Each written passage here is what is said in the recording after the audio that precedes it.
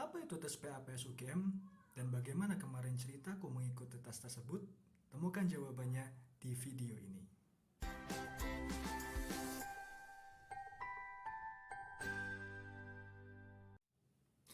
Hai, selamat datang di channel aku. Jadi di video kali ini aku bakal sharing pengetahuanku dan juga pengalamanku terkait dengan tes PAPS UGM. Nah, kata terakhirnya ada UGM nih. Apakah tes ini terkait dengan UGM? Kita cari tahu bersama di video ini. Oke, jadi tes PAPS UGM ini adalah sebuah tes potensi akademik yang diterbitkan langsung oleh Fakultas Psikologi Universitas Gadjah Mada. Dan itulah alasan mengapa nama tesnya di belakangnya ada kata UGM. Jadi tes TPA ini atau tes PAPS UGM ini adalah sebuah tes yang berusaha untuk mengungkapkan potensi akademik seorang individu apabila individu tersebut diberikan kesempatan untuk menempuh pendidikan studi lanjut, baik itu S2 maupun S3. Oh ya, aku lupa bilang kalau PAPS ini sampai belibet, sorry. Jadi PAPS ini adalah kependekan sebetulnya dari potensi akademik pasca sarjana. Nah, itulah kenapa tes potensi ini digunakan untuk mengungkapkan potensi akademik calon-calon mahasiswa pasca sarjana, entah itu S2 ataupun S3. Nah, tes ini adalah salah satu syarat terkait dengan TPA yang dipersyaratkan ketika seorang individu itu mendaftar di Universitas Gadjah Mada. Dan aku pun kemarin kenapa mengikuti tes potensi akademik ini PAPS UGM itu karena aku ada rencana untuk melakukan studi lanjut di UGM gitu. Nah, kenapa aku akhirnya mengambil tes tersebut? Aku mengambil tes ini kira-kira 4 minggu yang lalu. Jadi ya aku masih ingat lah ya seperti apa kemarin suasana tesnya, kemudian seperti apa soal-soalnya, seperti itu. Jadi aku mau kasih tahu ke kamu, jadi tes PAPS UGM ini terdiri dari 3 subtes. Ya. Mari kita hitung. Yang pertama adalah tes verbal, oke? Yang kedua adalah tes kuantitatif, dan yang terakhir atau yang ketiga adalah tes penalaran. Mari kita bedah satu persatu. Jadi untuk subtes yang pertama yaitu tes verbal adalah sebuah subtes yang ini berusaha untuk mengukur atau mengungkapkan potensi kamu di bidang terkait dengan bahasa gitu ya. Jadi soal-soalnya nanti terkait dengan analogi, kemudian ada sinonim, antonim, kemudian ada pemahaman kamu terkait dengan bacaan.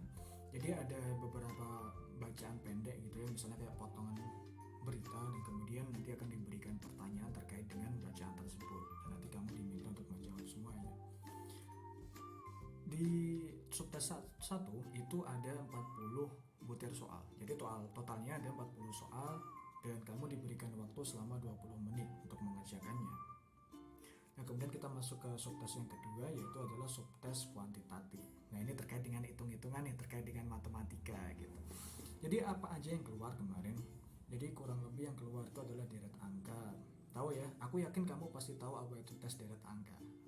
Terus kemudian yang kedua ada misalnya kuantitatif biasa, hitung-hitungan aritmatika, kemudian yang ketiga ada perbandingan dan juga ada aljabar. Nah, di subtes ini itu ada 40 butir soal yang kamu diberikan waktu selama 40 menit untuk mengerjakannya. Dan kemudian subtes yang ketiga itu ada subtes penalaran. Nah, apa ini maksudnya subtes penalaran? Jadi subtes penalaran ini nanti kamu akan diberikan gambar-gambar gitu, gambar-gambar grafis lah. Jadi di situ nanti kamu akan diminta untuk mengerjakan soal sesuai dengan perintah yang ada di tiap butir soal. Jadi nanti akan beda-beda perintahnya. Jadi ada yang mengurutkan gambar, kemudian ada yang melanjutkan, terus kemudian membentuk kubus dari jari-jari yang ada. Kemudian juga ada soal-soal terkait dengan diagram Venn seperti itu. Nah, itu total soalnya ada 40 soal dan dikerjakan dalam waktu 40 menit. Jadi Jadi total soal tes PAPS UGM semuanya ada 120 butir soal dan dikerjakan dalam waktu 100 menit. Dan yang menarik dari tes ini adalah, jadi sebelum mengerjakan, kamu ketika di situ jadi peserta ya, diberi tahu oleh instruktur tesnya bahwa tes ini memang dirancang untuk semuanya bukan sulit ya, kayak dirancang untuk tidak semua orang ini bisa mengerjakan semuanya seperti itu. Jadi memang ada kayak gitu. Jadi ketika kamu misalnya tidak bisa mengerjakan semuanya, ya udah itu nggak apa-apa seperti itu. Tapi tetap diusahakan sebisa mungkin dikerjakan sebanyak mungkin. Paham ya kayak gitu ya? Namanya juga ujian seperti itu. Nah, kira-kira gimana sih cara mendaftar tes PAPS dan kemudian kapan ada jadwal tes PAPS? Nah, habis ini aku akan kasih tahu kamu gimana tutorial terkait dengan mendaftar tes PAPS dan juga kapan ada tes PAPS lagi. Oke?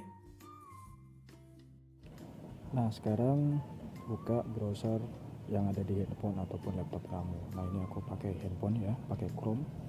Dan kemudian kita ketikkan PAPS UGM.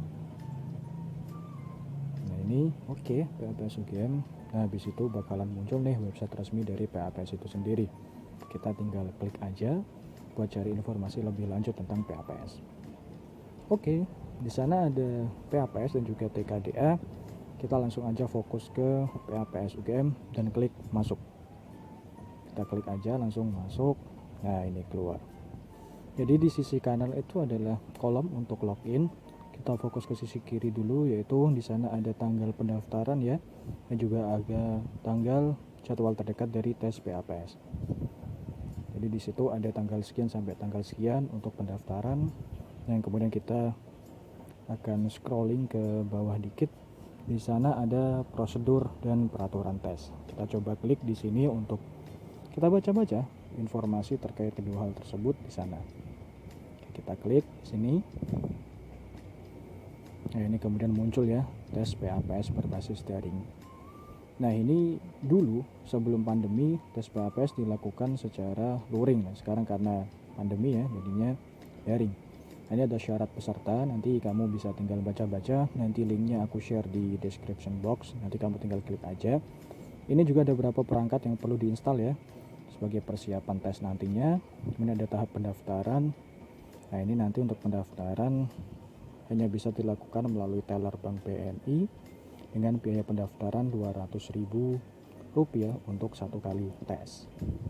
Kita coba scrolling ke bawah, kita scanning informasinya, dan kemudian ada pendaftaran PAPS pada laman tersebut. Nanti tinggal klik aja kalau misalnya kamu ingin langsung daftar. Kita scrolling lagi ke bawah, kita baca-baca dulu ya di sini ya. Oke, kita scrolling pelan-pelan. Nanti kamu bisa baca lagi lebih detail di sana di link itu. Dan kemudian ada pembagian dokumen penting. Nah, ini ada beberapa peraturan yang kemudian dikirimkan ya via email oleh panitia. Juga ada beberapa file yang perlu diinstal. Nah, nanti di bagian bawah ada bacaannya gitu. Nah, ini ada tahap instalasi perangkat.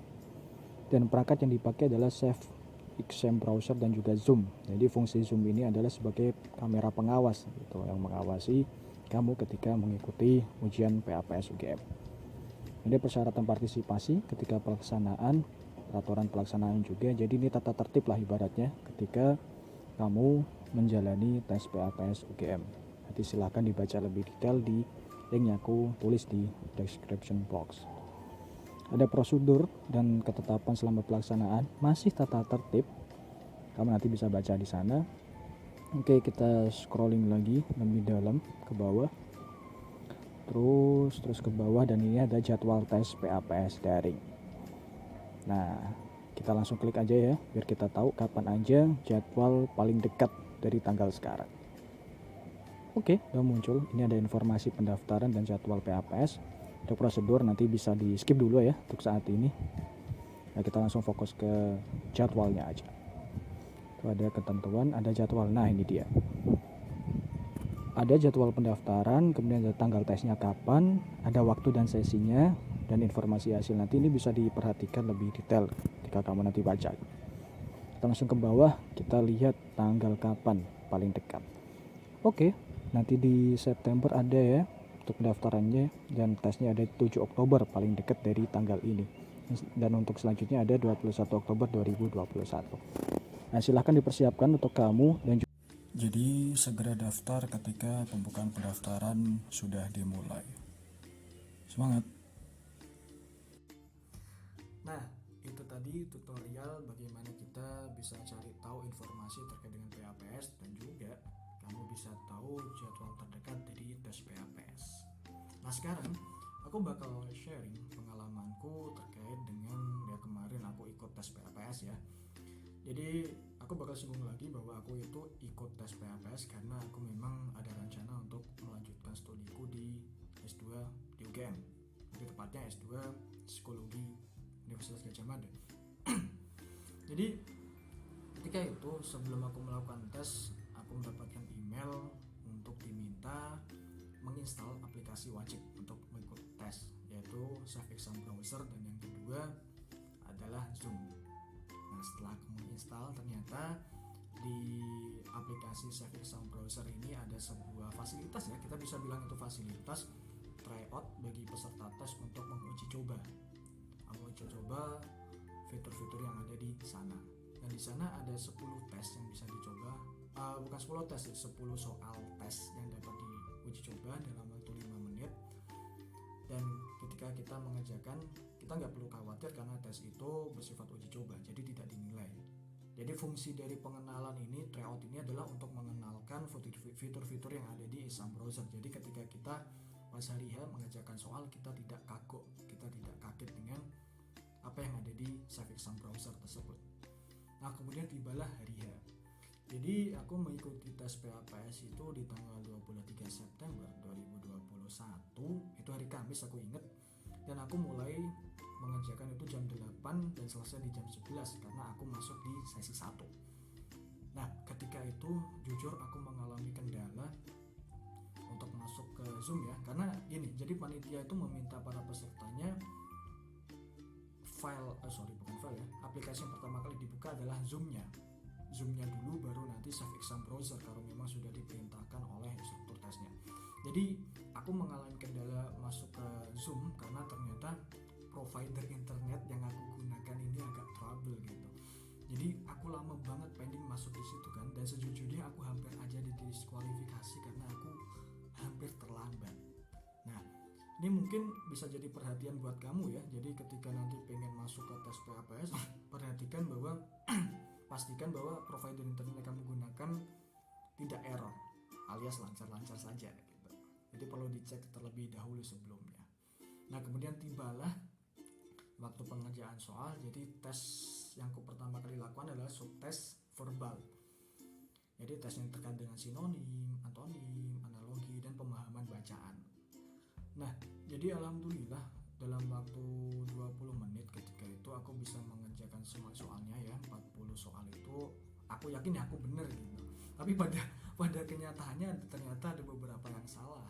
Ya wajar lah ya, namanya ujian, kita yakin kita bener tapi ternyata itu salah gitu. It's okay. Yang penting sudah berusaha seperti itu. Jadi dalam waktu 20 menit alhamdulillah aku clear, dan kemudian aku langsung masuk ke subtes 2, yaitu subtes kuantitatif matematika. Nah, ini panitia menginstruksikan kepada para peserta untuk menyiapkan kertas buat coret-coretan. Nah, aku sudah siapkan. Jadi ketika nanti aku mengerjakan tes di subtes kedua, aku tinggal orek-orek aja gitu karena kertasnya sudah ada gitu. Dan soal-soalnya memang seperti itu, deret angka, matematika, kemudian hitung-hitung dasar, aljabar dan sebagainya. Di situ ada 40 soal dan nanti aku bisa kerjakan dalam waktu kurang dari 40 menit sih. Aku lupa berapa menit, tapi aku yakin semuanya berjalan dengan lancar. Nah, selanjutnya aku masuk ke subtes yang terakhir, yaitu subtes penalaran. Jujur, ini adalah subtes yang menurutku paling tricky sih di antara dua yang lainnya. Karena ini kan subtes terkait dengan grafis ya.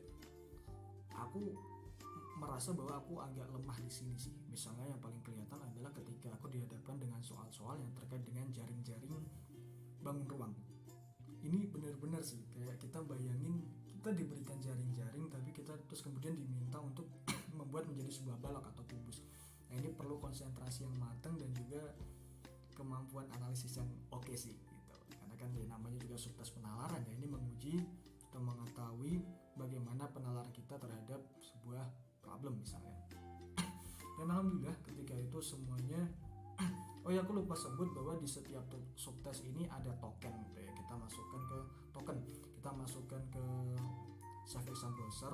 Dan setelah kita menginput token tersebut, kita baru bisa masuk ke subtest yang ingin kita kerjakan saat itu.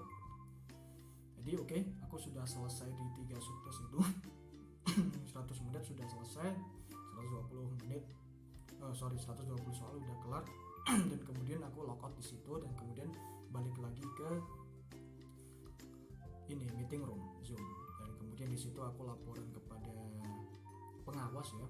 Dan juga uniknya kami para peserta itu diminta untuk menyobek kertas oret-oretan yang kita gunakan di subtest 2, yaitu subtest kuantitatif. Ini bisa dimaklumin karena ini untuk mengurangi risiko tersebarnya soal-soal di luar forum itu ya. Takutnya nih di coret-coretan itu ada soal-soal yang tertulis gitu kan. Jadi kami diminta untuk menyobek kertas-kertas itu sekecil mungkin. SOP-nya seperti itu kemarin pengawasnya bilang. Itu sih.